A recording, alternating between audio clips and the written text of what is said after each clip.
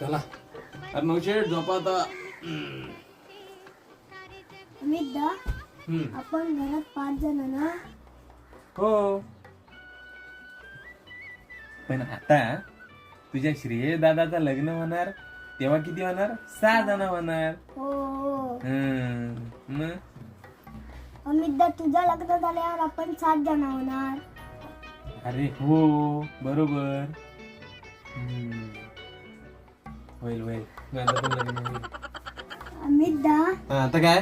तू मेल्यावर परत आपण 6 जण नाही की होणार. नाही ते प्रश्न विचारतोस आता. माझा लग्न केलास ना लगेच मारतोस. हट.